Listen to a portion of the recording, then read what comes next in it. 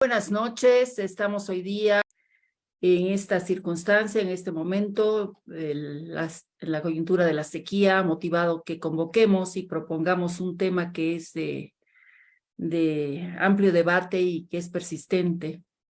Y creemos que el tema del agua sigue siendo para Cochabamba un gran desafío. Para ello voy a ceder la palabra a la primera persona que me ha pedido, Juan Carlos Iván. Adelante, Juan Carlos. Yo quería decir una cosa que es bien importante. El tema más crítico que tenemos en estos momentos, además del fenómeno del Niño y toda la sequía que se está viviendo, es el problema, digamos, el manejo hídrico integral de todo el departamento de Cochabamba. Me llama mucho la atención y es muy importante recabar lo que nos dice tanto Pablo como Pablo como Juan Carlos, de las proyecciones entre la demanda y la oferta, y es terrible. Y no solamente estamos considerando el área metropolitana de Cochabamba, sino olvidarnos, no nos podemos olvidar del Valle Alto y de otras zonas del Valle Sur. Y en el Valle Alto, por ejemplo, en estos momentos tenemos otra fuente de agua que es la laguna de la Angostura, que lamentablemente está en una decadencia tremenda, pero se ha propuesto, como decía el ingeniero Maldonado, alguna vez utilizar las aguas de la Angostura para el Valle Alto y dejar, digamos, el Misicuni completamente para suplir la parte del los Valle Bajos. Acá lo que propongo es una cosa que es muy importante y que la menciona Miguel, y es, ¿por qué no nosotros sacamos un poco del tema político? Porque lamentablemente sí estamos viendo que hay un encuentro, digamos, entre la gobernación, o sea, el manejo de Misicuni, con Semapa, que está bajo el manejo de la alcaldía. El mismo que vemos que ni siquiera permiten en estos momentos recurrir a poder recuperar a la LAI. No solamente que no le dan los permisos debidos ambientales, sino que tampoco Misicuni, que menos del 1%, digamos, de la cantidad que saca pues, y derrocha por algún lado, por el norte, digamos, de los valles centrales, podría nosotros recuperar el espejo de agua de la laguna Lalay. Pero el problema es mayor. Yo trabajé en COSUDE, o sea, trabajé con la gente de COSUDE cuando estaba en Cordeco, y ellos tienen el manejo integral de todas las cuencas. No solamente existe el lago de Misicuni y el lago, y lo que es, ¿cómo se llama? Corani, que muy bien lo ha dicho el ingeniero López, el día de mañana, si vamos así, vamos a tener que olvidarnos de generar electricidad y vamos a tener que utilizar las aguas de allá para regar esto. Mi pregunta es lo siguiente, ¿por qué no hacemos un manejo integral, digamos, de los recursos hídricos del agua a través de ese comité, como tienen el comité en la parte eléctrica, como dice Miguel, okay, que hay un comité nacional que distribuye y maneja todo eso? Deberíamos hacer un comité nacional, o sea, a nivel, digamos, departamental, digamos, un comité departamental del manejo integral de los recursos hídricos del agua. Eso incluye no solamente las fuentes de agua, sino también la parte, digamos, del manejo mismo, o sea, digamos, en cuanto al riego, cómo se debe regar. Nosotros deberíamos empezar a crear nuevas ideas de riego por goteo, o algunos riegos, digamos, por aspersión, que sean más eficientes que el riego que tenemos, sistema de riego que tenemos acá.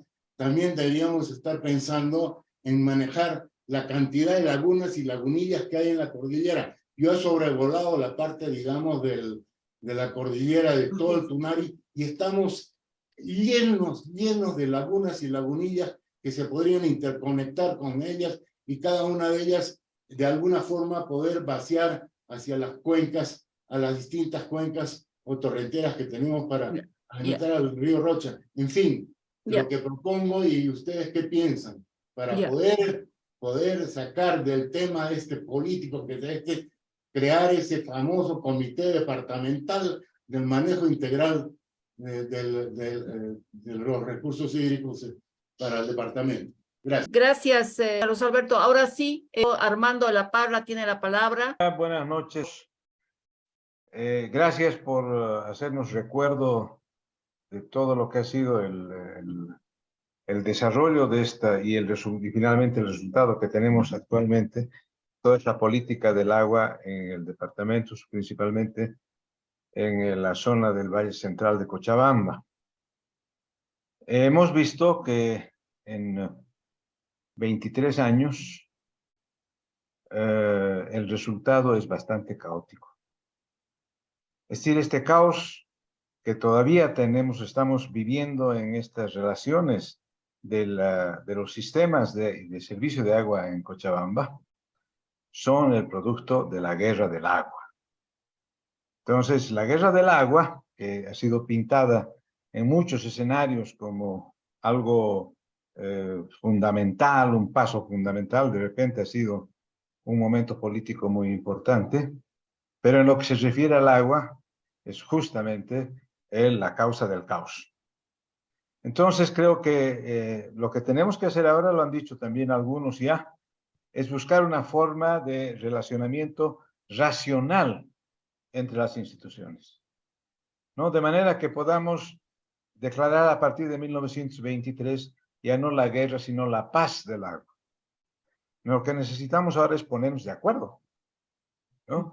Ponernos de acuerdo porque hay tendencias de todo tipo, todas ellas centrífugas, ¿no? Entonces, no olvidemos que el agua que se consume es el agua que sale como aguas servidas, como aguas negras, y entonces todo lo que estamos consumiendo en agua finalmente va a las aguas negras y el cauce principal de las aguas negras es el río Roche.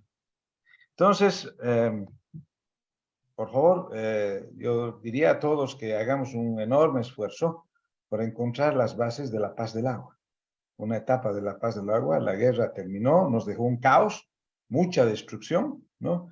Y ahora creo que es absolutamente necesario que veamos la interrelación profesional, amistosa, cochabambina, entre las diferentes instituciones. No puede ser que el principal proveedor de agua para el municipio de Cochabamba, que es Misicuni, no tenga una relación adecuada con CEMAPA, ¿no es cierto? Tienen que ser las mejores relaciones y con todos los municipios. Dentro de poco, todos los municipios del eje de conurbación de Cochabamba van a estar servidos o deberían estar servidos por Misicuni. Hay que ponerse de acuerdo en esto. Tenemos que llegar a una pacificación y a una coordinación interinstitucional. Muchas gracias, Armando. Súper pertinente y ya con una dimensión política tu planteamiento. Jorge Treviño. Muchas gracias. Quisiera hacer una pregunta a Pablo, tal vez algunas preguntas a Juan Carlos también, y comentar que la exposición de Miguel me gustó muchísimo por la excelente analogía que hace de dos servicios, uno bien estructurado y el otro bien venido a menos. Entonces, la pregunta para Pablo es de que Pablo nos ha hablado de la fase 2 de Misicuni, una fase 2 que va a aumentar la capacidad de embalse, va a aumentar entonces el potencial de mayor cantidad de agua para agua potable, para riego y evidentemente primero para producir energía. Pero mi pregunta es, ¿cómo va el tema social?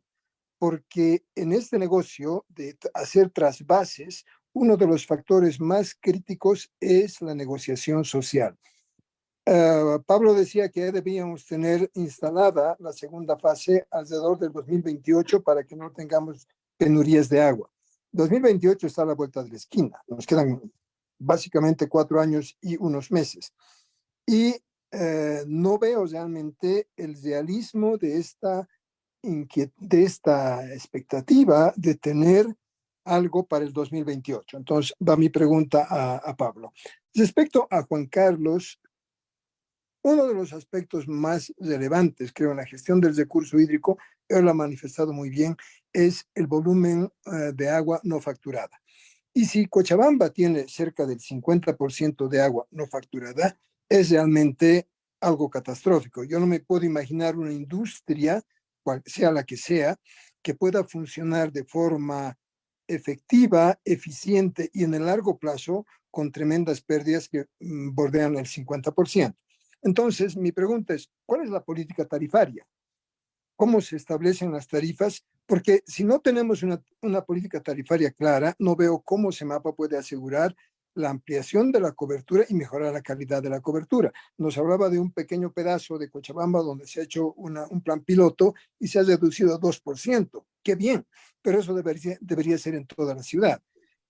Cochabamba, como todos los departamentos, tiene en la gestión del recurso hídrico grandes vacíos. Y no es solamente culpa de Cochabamba, es un vacío que tenemos a nivel nacional. Nuestra ley de aguas, que engloba también el tema de agua potable, alcantarillado, riego, etcétera, data de 1906 y no ha sido actualizada. Esta ley de aguas, por ejemplo, no toma en cuenta nada de los procesos de participación popular, luego de descentralización y de autonomías. Entonces, no tenemos, en este país no existe una autoridad de aguas. Se está tratando de hacer algo a través de la gestión integrada del recurso hídrico en cuencas, pero claramente no es suficiente porque detrás falta institucionalidad, una gran institucionalidad. El proyecto Misicuni es tal vez uno de los proyectos más complejos porque es multipropósito, pero que podría ser un buen ejemplo de gestión integral del recurso hídrico, gestión multiuso del agua, hasta hoy todavía no ha hecho pruebas de ese potencial que tiene para convertirse en un buen ejemplo de la gestión del recurso. Y ojalá se pueda hacer. Ahí tal vez Pablo, Miguel pueden darnos algunas luces más sobre estos temas. Y acabo con una inquietud enorme que la tengo desde hace muchos años. Trabajé en varias instituciones relacionadas con el recurso hídrico y uno de ellos es la gestión de la cuenca del río Docha, de la cual, queramos o no, el agua de Misicuni va a contribuir. La cuenca del río Docha es un ejemplo de gestión deficiente, efectivamente. Se ha hecho un plan de gestión de la cuenca del río Docha con la gobernación, diferentes municipios, pero su implementación siempre es débil debido a la institucionalidad débil. Mi punto es que el río Docha es tal vez el peor ejemplo, como lo decía mi predecesor en los comentarios, porque es un río al que le hemos dado la espalda. Es un río al que lo hemos maltratado y no nos cansamos de maltratarlo y aparentemente va a continuar ese maltrato al río. Entonces, si así tratamos un río que está pasando delante de nuestras narices, bueno, lo que no vemos es peor aún cómo se manejan las cuencas de aporte, las cuencas de infiltración de aguas, etcétera. Otra vez mis colegas Juan Pablo o Juan Carlos y Pablo seguramente nos pueden ilustrar mucho más, pero acabo con esa inquietud que es la que me hace pensar que le damos la espalda al río y no pensamos realmente de forma integral en el uso del agua. Muchas gracias. José de la Fuente, me parece muy importante tu participación y además entender que este foro es básicamente dedicado al tema metropolitano, escudriñar sobre las relaciones interinstitucionales y además incorporar acá una relación y tensión que no se ha mencionado y se ha confundido a mi modo de ver, que tiene que ver también centro-gobernación, o sea, el gobierno central y desde lo nacional también se generan muchos condicionamientos y tensiones con la gestión subnacional, departamental y municipal. Esos son temas que no se han mencionado, o sea, Misicuni no depende exactamente del nivel departamental. Adelante, Chula, y veamos qué nos puedes decir tú conociendo el rol de la gobernación en este momento. Buenas noches a todos. Lo primero que quiero aclarar es lo que decía Erika, ¿no? Misicuni no depende de la gobernación, si bien, como todos han aclarado, el aporte de la gobernación en términos del financiamiento fue muy importante. A estas alturas debe ser como 450 millones de bolivianos.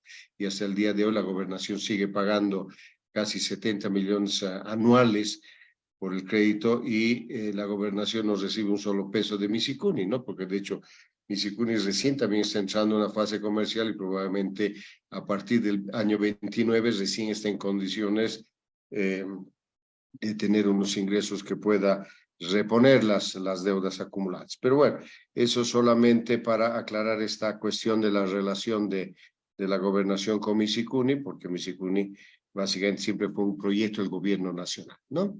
La segunda cuestión que me parece absolutamente importante es que este es un proyecto complejo que tomó pues a la cochabambinidad 4 o 5 décadas, ¿no? No creo que 70 años, pero por lo menos que me acuerdo, desde los años 60 esto ya tomó cuerpo y efectivamente estamos gozando de esto, ¿no? Sin embargo, como varios han dicho, hacer un sistema de la distribución de agua va a ser muy complejo, ¿no? No solamente está la guerra del agua, sino la vinculación cultural del agua con la gente, ¿no? O sea, no es lo mismo la energía eléctrica que va por cable, ¿no? Donde evidentemente se modernizó mucho más rápido, en fin, tiene un sistema absolutamente centralizado, etcétera, de alto nivel tecnológico, etcétera, que por supuesto hay que aspirar a ir hacia lo mismo, pero hay que tomar en cuenta que aquí hay una vinculación social y cultural muy fuerte del agua, ¿no? La existencia de las OLPES, qué sé yo, 600, 700 OLPES que tendremos es muy compleja, y hay OLPES que por supuesto no van a querer soltar fácilmente porque por supuesto no deja de ser un negocio la distribución del agua a pequeña escala, etcétera, ¿no? De todas maneras, compartimos plenamente la expectativa de ir a un sistema más integrado del manejo del agua, más eficiente. Yo creo que será también como Miguel explicó, muy parecido al de la energía eléctrica, que poco a poco tiene que encaminarse, encarrilarse a un manejo más técnico, más tecnológico, etcétera, porque sin lugar a dudas lo que estamos haciendo ahora es no solamente caótico, es tremendamente ineficiente, ¿no? Entonces, bueno, yo básicamente, Erika, y a todos, especialmente a Pablo, a Juan Carlos y a Miguel, agradecerles como gobierno departamental su aporte y decirles que, bueno, estamos pues muy interesados en cualquier convocatoria del CERES para escuchar a profesionales de esta experiencia y que puedan realmente orientarnos en la cuota parte que nos toca tomar decisiones en este aspecto. Muchas gracias a todos. Y yo quiero simplemente añadir que en mi experiencia durante la Guerra del Agua como parlamentaria, lo que más me impresionó y después de muchos años de reflexión fue que la poca apropiación de la población con Misicuni y la comprensión de lo que es la integración de un sistema, porque las OLPES, lo que en ese momento eran pequeños, un archipiélago de sistemas pequeñitos que se habían generado, fueron las que se opusieron básicamente a la articulación y a la integración de un área de concesión, o en este caso un área de distribución más o menos racional en el sentido de la analogía de la electricidad. O sea que eran los pequeños privados contra en ese momento un gran gigante privado. Hubo una razón política para ello. Pero acá también se están oponiendo a una empresa privada que debería dar mayor racionalidad. O sea, hay problemas también en esa dimensión de los administradores y no es fácil. Tienes razón, Chula. La Paz del agua que mencionaba Armando La Parra va a tener otro tipo de desafíos. Le daremos la palabra a los que nos han dado la charla. Adelante, sí, Juan Carlos. Preguntitas. Sí, esto de la pérdida de agua, hemos mejorado muchísimo. Y lo que pasa es que mejorar un puntito requiere una gran inversión. Incluso me acuerdo que con el BID hemos cambiado 9,000 micromedidores para mejorar 2 puntitos. Estábamos casi por el 60% de pérdida de agua. Hoy día estamos en 48 y estamos queriendo disminuir más, pero necesitamos inversión. La red de agua de Cochabamba es de asbesto cemento de hace 50 años. Tú la miras y se parte como rosquete, no sé, ni la puedes mirar. Y es realmente una barbaridad. Esa red ya tiene que morir. Y eso tenemos que actuar nosotros, todos nosotros. Con respecto a negociar con las OLPES, no se puede negociar si no tienes algo que dar. Entonces, primero tienes que llegar, ¿no es cierto? Por ejemplo, Quillacollo no tiene cómo negociar porque todavía no tiene agua de Misicuni. con Capira no tiene cómo negociar porque no está sabiendo cómo, porque todavía no puede meter esto. En CEMAPA, los distritos 8, 9 y 15, que son grandes, reciben agua alrededor a 2,59 bolivianos el metro cúbico. ¿No es cierto? Y la tarifa social, alguien me pedía la tarifa social, es 1 o va a ser 1,50 bolivianos el metro cúbico. Por de pronto seguimos con la tarifa antigua porque no ha sido aprobada la nueva escala tarifaria. Pero se están dando cuenta que sí hay manera. Nosotros, CEMAPA compra de Misicuni, en este momento, a 1,83 bolivianos el metro cúbico de agua tratada y a 0,78 bolivianos el metro cúbico de agua cruda. Con eso es que podemos todavía mantener. La preocupación va a ser cuando entren las bombas en la aducción 1, porque las bombas van a gastar un montón de electricidad. Son bombas demasiado grandes. Gracias. Pablo, ¿tienes algo que decir respecto a la primera ronda de preguntas? Sí, Erika. Bueno, quisiera responder primero a la pregunta que hizo Jorge Treviño sobre la fase 2 de Misicuni.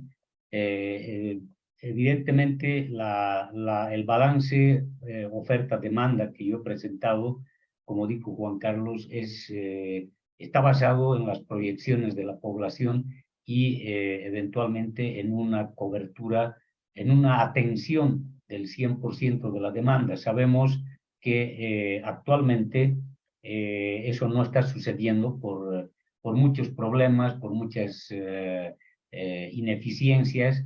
Recién se ha concluido la aducción 2 hacia la zona sur de Cochabamba, entonces recién se está abriendo la posibilidad de poder entregar más agua de Misicuni, que actualmente tiene la capacidad de entregarla. Simplemente a manera de anécdota, les comento que como primero se debe generar, entonces el agua normalmente la generación y el interés en el sector eléctrico es de que Misicuni pueda generar en horas punta, y las horas punta son, por decir, de 6 de la tarde hasta las 10 de la noche. Entonces, en ese tiempo se debe turbinar el agua que después se almacena en el embalse de compensación, aguas abajo de la central hidroeléctrica, y desde allá ser repartidas para su uso. Pero si es que se generara a plena capacidad en la central hidroeléctrica, entonces no hay dónde llevar esa agua y como ya ha ocurrido varias veces, el agua se rebalsa y se la larga al río Chillauiri, y luego eso, bueno, si bien temporalmente puede beneficiar a algunas comunidades, también genera problemas y hasta puede generar derechos de uso si es que esa situación se extiende en el tiempo. Volviendo a la pregunta en concreto de la fase 2, evidentemente el tema social es complejo, están atrasadas las gestiones de la empresa Misicuni en el tema social. Es más, durante varios años, las comunidades en el sector de Vizcaches y Putucuni ni dejaban entrar a los representantes de la empresa Misicuni, ya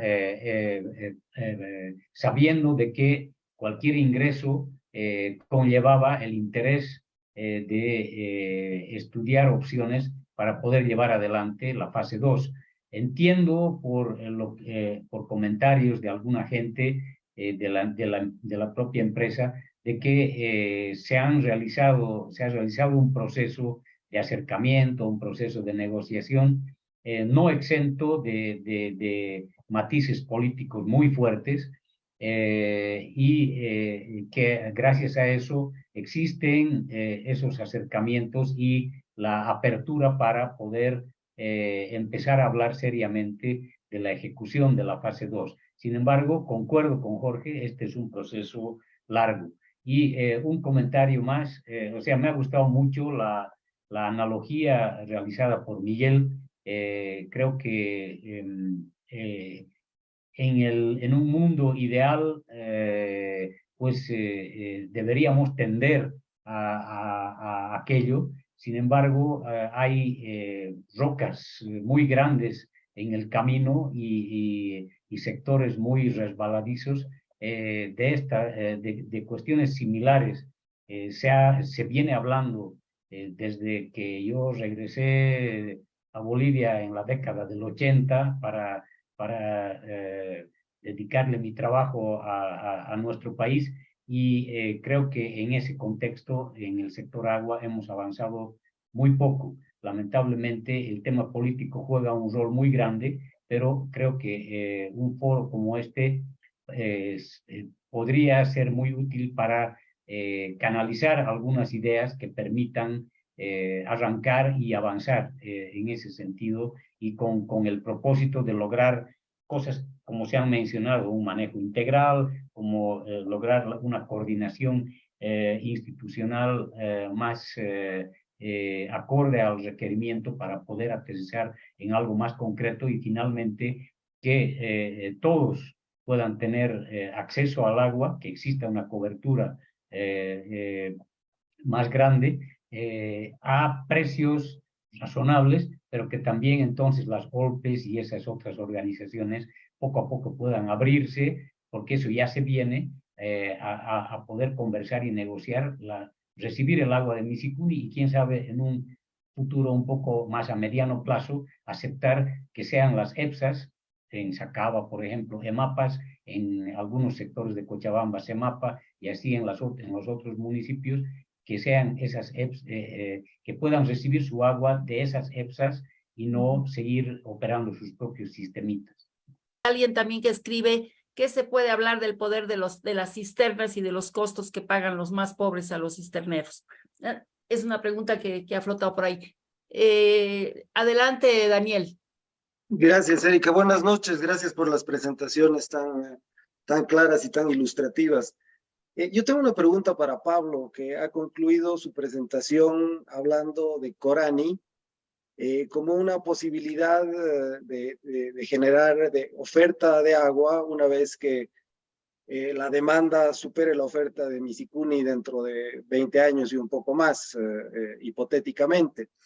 Pero en Corani, hacia abajo, se está construyendo todo un sistema de plantas hidroeléctricas hacia el Chapare. Yo entiendo que eso está más bajo que el Valle de Cochabamba, y el agua que baja ya me parece difícil que vuelva a subir, ¿no? Entonces, es posible que Corani alimente, además de Santa Isabel y Corani, San José 1, San José 2, Banda Azul, y creo que hay otras hidroeléctricas más que están en estudio. Es posible que alimente simultáneamente esa generación hidroeléctrica hacia el Chapare, y al mismo tiempo que produzca agua potable para la ciudad de Cochabamba.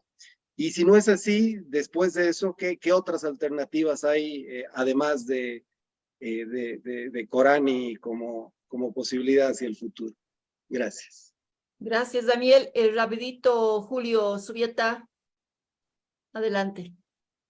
Sí, muchas gracias. Buenas noches a todos. Buenas noches. Perdón, ya, pienso en una posición muy pequeña. Yo agradezco a Miguel, realmente me reencuentro con muchos años con Miguel. Le doy toda la razón en cuanto a que debe tener una nueva estructura. La experiencia que tuvo en el sector eléctrico fue de a muy poco. Se empezó con una reorganización de las fuentes de medicina, las fuentes de información que tenía, y se fue implementando justamente una forma de organización de distribución de las fuentes de generación. En este caso es la disponibilidad de agua y disponibilidad de fuentes de energía, y que fueron obviamente, en la medida que se iban surgiendo las nuevas fuentes, ya fueron debidamente programadas, debidamente construidas, se fueron utilizando. Las pequeñas empresas de distribución que existían en el país fueron muriendo de a poco. Una empresa de distribución de agua o de energía eléctrica no puede subsistir si es que no tiene el número suficiente de clientes que puedan garantizar un ingreso grande que permita el mantenimiento de la operación y el mantenimiento de las redes. Una red de agua potable es idéntica a una red de distribución eléctrica. No puede mantenerse las tuberías de aducción, las grandes tuberías de aducción, las pequeñas tuberías de aducción que requieren un mantenimiento continuo. Yo creo que en la medida en la que no se cambie la opción de una distinta organización, y creo que Miguel, coincido con Miguel en muchas cosas, tiene que haber un sistema de generación de agua, por lo menos Misicuni y las empresas grandes que tienen el manejo y la disponibilidad de las fuentes de generación y de disposición de agua. Tiene que haber un sistema de distribución que no se mete en nada en pequeñas inversiones que tienen grandes problemas de relacionamiento con el público. Y la parte de distribución que sí tiene otro tipo de problemas de orden social. Si adicionamos eso al tema de la no disponibilidad de gas natural que hay en el país y con la generación eléctrica, que tenemos un gravísimo problema. No es que Misicuni esté generando en horas de punta. Misicuni genera muchísimas horas y la cantidad de agua que se desperdicia es enorme. No voy a decir cuánto, se puede averiguar. Entonces creo que es importante una participación dentro de la nueva estructura que permita también atender los requerimientos que tiene el país desde el punto de vista del uso de su energía hidroeléctrica frente al uso del gas. El gas en Bolivia no existe y en 8 años no va a haber gas. Hay otros problemas gravísimos. Se puede hablar, qué sé yo, justamente, inclusive de los fuentes. No voy a hablar más, pero es un tema muy complejo, que si no se arregla en buenas condiciones, haciendo a un lado el tema de orden político, esto no se resuelve. Gracias. Gracias, Julio. Interesante. Se necesita liderazgo y visión para ver estos temas también. ¿Hay alguien que quiere participar? Ha pedido la palabra Linder, ¿no? Erika, preocupado por lo que ha dicho Juan Carlos, aproximadamente de los 180 millones de litros o de metros cúbicos que vamos a tener o tenemos en Misicuni, 90 millones los vamos a tirar al suelo. Entonces lo que se necesita es gestionar las redes de distribución, las redes domiciliarias y de esa manera poder controlar el mal uso del agua.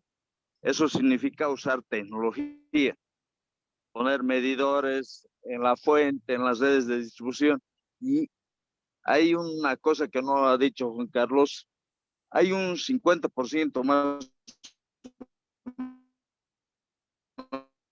que no se cobra. Lamentablemente, por lo poco que he investigado, de 1000 litros que inyectas a las redes de distribución, 500 litros consumen los cochabambinos. Entonces, eso es porque no hay unas redes de gestión. No medimos, no controlamos. Y esa es la tarea más fundamental. Aprovechar los 180 millones de litros que tenemos o metros cúbicos en Misicuni. Eso debería preocuparnos más en este momento. Obviamente hay que pensar en otras fuentes de agua, pero si hacemos caso a lo que ha dicho Juan Carlos, estamos perdiendo 90 millones de metros cúbicos. O sea, eso debía preocupar. Creo que sí, ahora podemos ceder la palabra a nuestros invitados para que cierren y bueno, nos iluminen un poquito más y nos inspiren para seguir pensando en el tema y en las soluciones. Adelante, Pablo, para cerrar. Gracias. Muy rápidamente, la mención que he hecho a Corani, no se trata de quitarle agua a Corani que usa actualmente en la generación. Existen unas cuencas más allá de Palca que forman parte de un proyecto que se llama Quebuñacocha, que se pueden llevar y almacenar sus aguas en el embalse de Corani. Esas aguas luego se pueden llevar hacia el Valle de Sacaba y el Valle Alto para ser utilizadas también en el marco de lo que algún otro participante ha mencionado, un proyecto de manejo integral.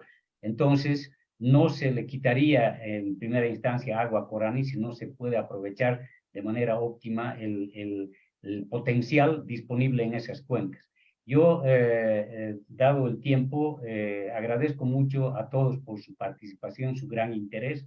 Creo que el tema del agua es un tema álgido, muy conflictivo, infelizmente, y extremadamente politizado, pero creo que de alguna manera entendemos que el lograr una coordinación interinstitucional y también con una buena dosis de voluntad política se puede avanzar en el tema. El hecho de que exista ahora ya y se tenga un volumen muy importante de agua de Misicuni, creo que es una gran oportunidad para avanzar y resolver esos problemas y esas taras que hemos tenido y convivido con ellas desde hace más de 50 años.